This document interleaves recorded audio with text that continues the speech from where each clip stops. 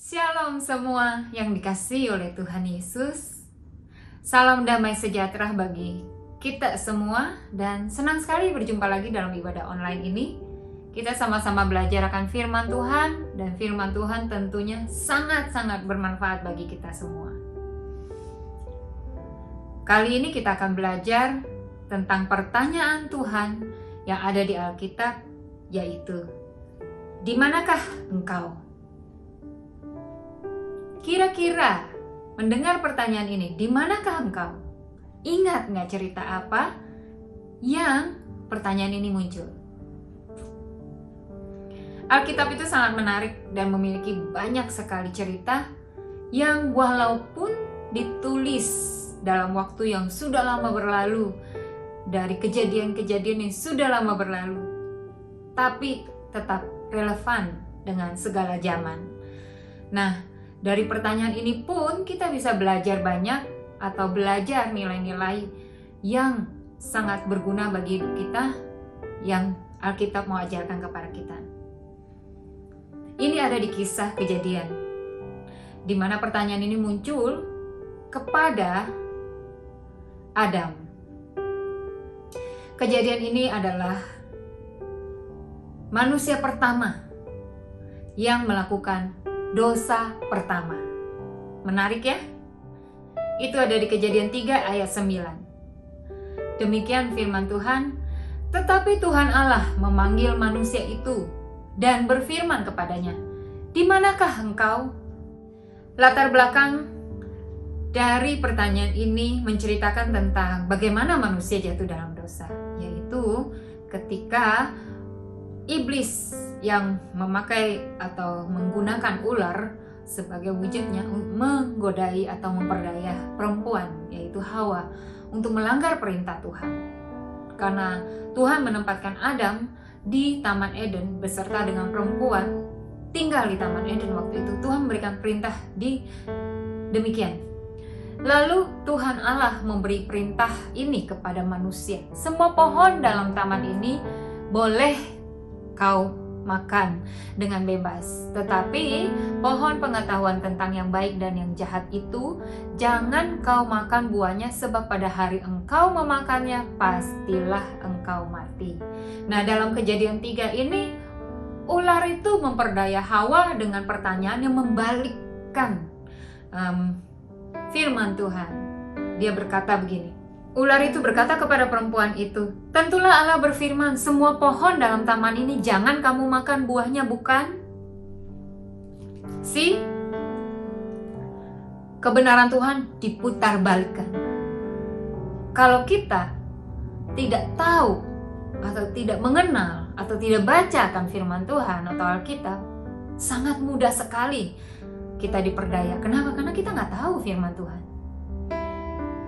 Makanya kita perlu belajar akan firman Tuhan supaya kita tahu membedakan mana yang salah dan mana yang benar.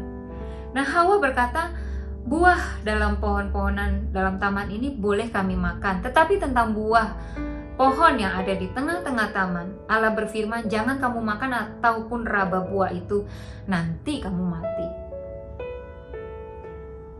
Tapi ular itu berkata kepada perempuan, sekali-kali kamu tidak akan mati, tapi Allah mengetahui bahwa pada waktu kamu memakannya matamu akan terbuka dan kamu akan menjadi seperti Allah, tahu tentang yang baik dan yang jahat.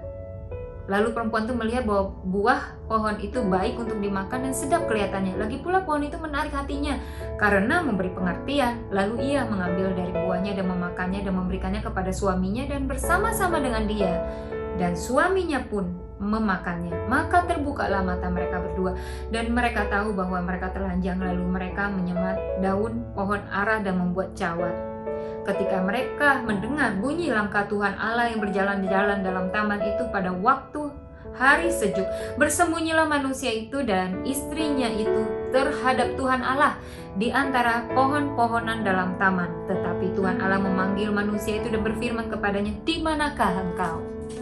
Nah, cerita ini memberikan kepada kita penjelasan bahwa satu sisi godaan itu sangat banyak. Benar nggak? Nggak cuma dalam bentuk ular, banyak sekali bentuknya. Godaan yang membuat kita tergoda gitu. Apalagi kalau disodorkan dengan pernyataan-pernyataan yang memiripkan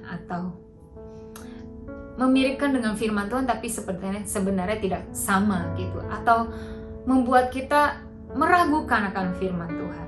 Nah, inilah di sini manusia jatuh dalam dosa. Tapi kita akan belajar.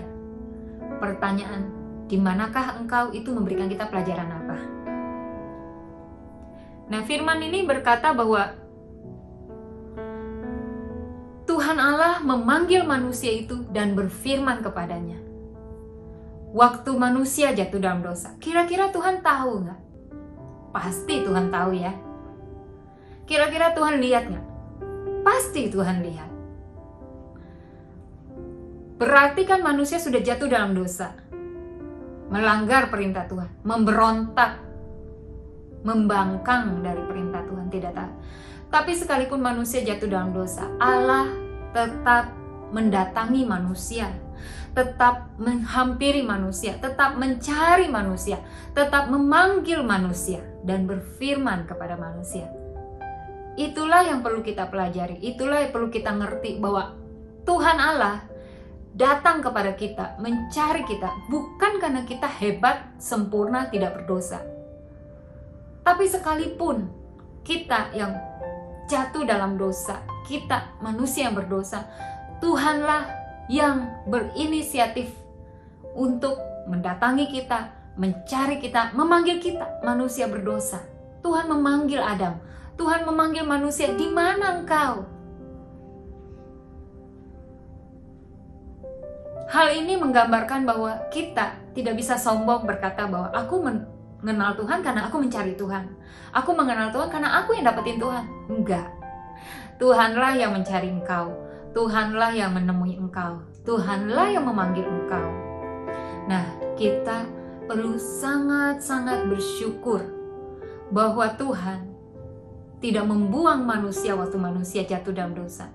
Begitu manusia jatuh dalam dosa, Tuhan tidak begini, wah produk gagal nih, buang aja, atau binasakan aja, bikinnya baru lagi, yang lebih taat lagi gitu. Enggak loh, Tuhan gak buang loh, Tuhan gak buang Adam, Tuhan gak binasakan Adam, Tuhan gak gantikan Adam dengan manusia lain. Tapi Tuhan tetap menunjukkan kasih-Nya, tetap menunjukkan setianya kepada manusia. Padahal siapa sih manusia? Hanya ciptaan. Tuhan bisa bikin lagi, bisa bikin lagi yang bisa dibilang lebih baik lagi atau apapun gitu. Tapi Tuhan tidak menggantikan Adam dengan yang lain. Tuhan tetap, walaupun manusia jatuh dalam dosa, Tuhan datang ke Taman Eden, berjalan mencari Adam, memanggil Adam. Bukan karena Tuhan tidak tahu Adam di mana. Bukan karena Tuhan tidak tahu apa yang Adam perbuat. Tuhan tetap mencari Adam dan memanggilnya dan berfirman, di manakah engkau? Pertanyaan ini bukan untuk cari tahu Adam ada di mana. Bukan karena tidak tahu. Tapi pertanyaan yang diberikan Tuhan kepada manusia adalah untuk menyadarkan kita, mengingatkan kita, melihat kepada posisi kita. Iya ya, aku sekarang di mana ya? Kenapa aku sembunyi dari Tuhan? Apa yang aku perbuat? Di mana aku? Biasanya kalau Tuhan datang, tentu Adam tidak sembunyi. Tentu Adam akan sangat girang, sangat bersuka cita, dan bercakap-cakap dengan Tuhan. Tapi kali ini, karena jatuh dalam dosa, karena melakukan pelanggaran, tidak taat kepada firman Tuhan, dosa langsung masuk ke dalam manusia dan membuat kematian. Yaitu apa? Kematian rohani, kematian moral, dan kemudian Adam pun menghadapi kematian jasmani. Dan bukan itu sebenarnya yang Tuhan kehendaki. Karena yang Tuhan kehendaki buat manusia adalah hal-hal yang baik. Tapi dosalah yang mendatangkan hal-hal yang tidak baik. Sekalipun demikian, seberapapun kita jatuh dalam dosa, sebanyak apapun kita melanggar dosa, kalau Tuhan sudah memilih kita, Tuhan menyelamatkan kita, Tuhan setia loh kepada kita. Tuhan bertanya, di manakah engkau, untuk menyadarkan Adam akan posisinya, untuk memberikan kesempatan untuk manusia berespon, mempertanggungjawabkan, menyatakan dengan jujur kepada Tuhan apa yang dia perbuat atau di mana dia ada. Jawaban Adam adalah menyalahkan perempuan. Karena perempuan yang kau berikan di sisiku itu yang membuat aku makan buah itu. Akibat dari dosa, ya, kita lihat akibat dari dosa adalah manusia bersembunyi dari Allah. Manusia punya rasa takut, merasa bersalah, bingung, bahkan malu sama Tuhan. Sehingga menghindari Tuhan, bersembunyi dari Tuhan. Maka hubungan yang tadinya sangat baik, sangat erat, transparan, terbuka, penuh damai sejahtera, penuh kasih setia satu dengan lain, rusak oleh karena pelanggaran, oleh karena dosa, oleh karena pemberontakan. Maka waktu kita melakukan dosa, melakukan pelanggaran terhadap perintah Tuhan, melakukan pemberontakan terhadap Tuhan, reaksi yang natural yang kita lakukan adalah kita menjauhi Tuhan. Kita menjauhi pribadinya Tuhan. Walaupun mungkin kita masih di gereja loh, kita masih ke gereja tiap minggu, bahkan kita masih pelayanan, bahkan kita masih baca Alkitab. Tapi dosa membuat kita jauhi pribadi Tuhan. Kenapa? Karena itu rasa bersalah, malu, takut, bingung, merasa tidak layak dan yang lainnya. Dan memang benar dosa menimbulkan semuanya itu. Tapi ingat kepada firman ini, Tuhan tetap datang mencari manusia, memanggil manusia dan berfirman kepada manusia. Untuk apa? Untuk memberikan kesempatan pemulihan, memberikan kesempatan pertobatan. Bahwa di dalam Tuhan sangat memperhatikan dan memperdulikan hubungan kita dengan Tuhan. Begitu Tuhan jagai, begitu Tuhan upayakan, begitu Tuhan lakukan effort untuk hubungan kita dengan Tuhan tetap terjalin, supaya dosa tidak membuat kita tinggalkan Tuhan. Kenapa kalau kita tinggalkan Tuhan? Apa Tuhan rugi? Enggak. Yang rugi itu kita. Kalau Tuhan masih memanggil kita, masih care sama kita, masih berupaya untuk kita kembali kepada itu, karena dia sangat-sangat mengasihi kita. Kasihnya kepada kita sangat besar, murni, tulus, dan sungguh-sungguh. Dan dia Tuhan yang setia. Dia setia. Kalau dia sudah memanggil kita, dia setia pada panggilan itu. Tapi kita perlu bertanya kepada diri kita, setiakah kita kepada Tuhan? Tuhan memberikan kesempatan kepada Adam.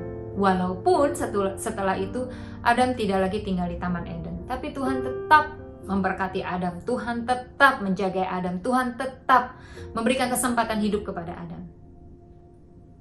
Nah, hari ini firman ini sangat sederhana, tapi harusnya mengingatkan kita, di manakah posisi kita saat ini? Walaupun kita masih menyebut diri kita anak Tuhan, walaupun kita masih ke gereja dengan tekun, komsel, bahkan kita masih pelayanan, tapi kalau pertanyaan ini datang kepada kita, di manakah engkau? Bisakah kita menjawabnya dengan hati yang jujur? Ini berbicara tentang hubungan pribadi kita sama Tuhan. Ini berbicara tentang kemurnian kita sama Tuhan. Ini berbicara tentang kasih kita kepada Tuhan. Masihkah sejalan? Masihkah kita tidak menyembunyikan sesuatu dari Tuhan? Masihkah kita tidak mempunyai sesuatu untuk kita hindari dari Tuhan? Masihkah kita transparan dengan Tuhan? Kalau kita sulit atau ada 1-2 hal yang kita nggak transparan sama Tuhan, kemungkinan itu dosa. Kalau kita pada ada 1 hal, 2 hal, kita nggak bisa dengan transparan cerita sama Tuhan, transparan kita koneksi dengan Tuhan dengan erat, kemungkinan itu dosa yang kita sembunyikan atau dosa yang kita kerjakan, yang kita pegang, yang kita tidak lepas. Dan Tuhan selalu ingin memulihkan hidup kita, memulihkan hubungan kita dengan Tuhan, memulihkan hidup kita, area-area dalam hidup kita yang masih terikat dengan dosa, yang masih terus melakukan dosa itu. Tuhan ingin kita pulihkan. Bila kita dengan jujur mengaku kepada Tuhan, kita dengan jujur berkata kepada Tuhan, kita dengan hati yang sungguh-sungguh lepaskan dosa itu. Kenapa? Karena Tuhan lebih berharga dari dosa itu.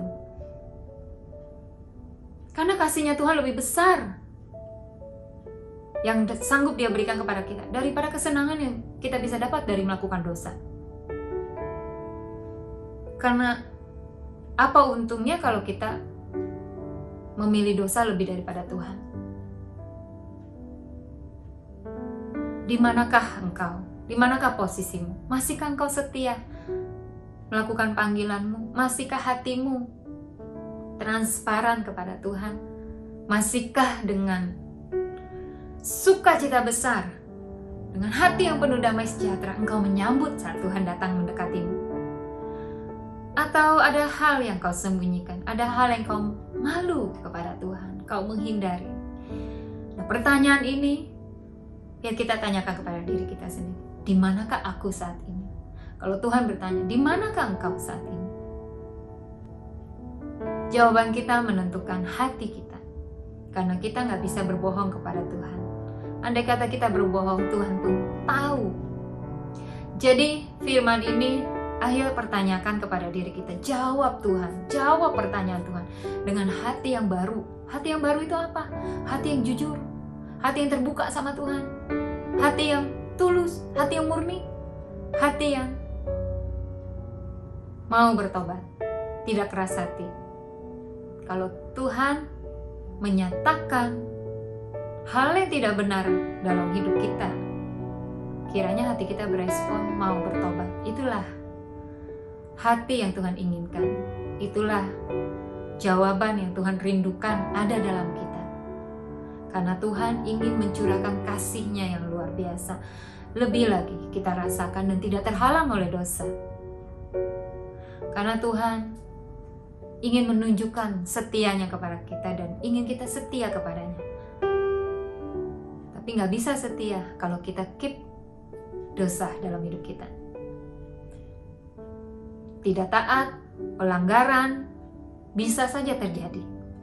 Tapi punyailah sikap hati cepat untuk bertobat, cepat untuk kembali kepada Tuhan, cepat untuk buang dosa dan kembali kepada Tuhan. Sehingga saat Tuhan mendatangimu, saat Tuhan memanggilmu, engkau pun menyambut Tuhan dengan sukacita, dengan transparan, dengan damai sejahtera.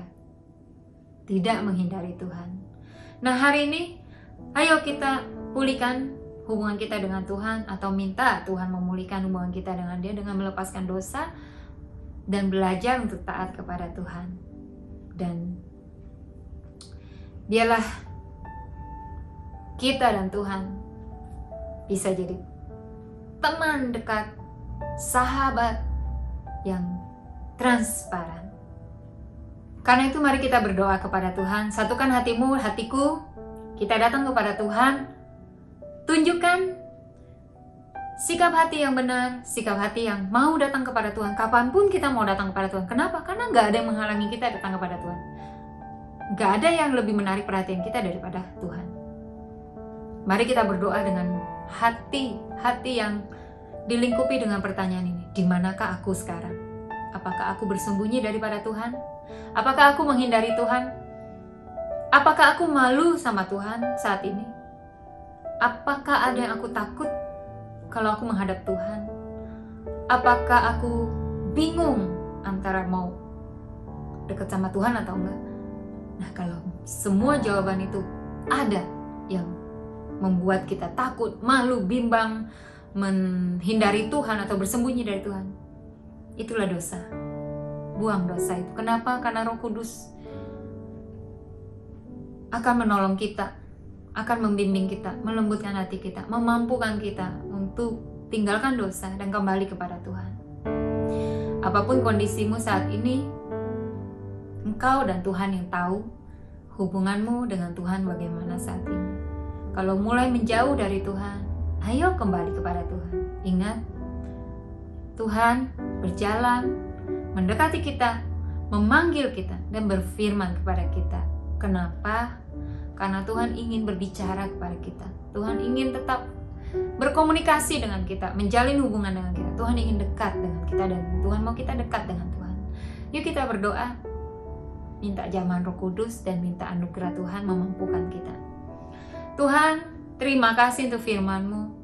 Kalau hari ini pertanyaan Tuhan kepada kami adalah, di manakah Engkau? Tuhan, kami mau cek lagi hati kami.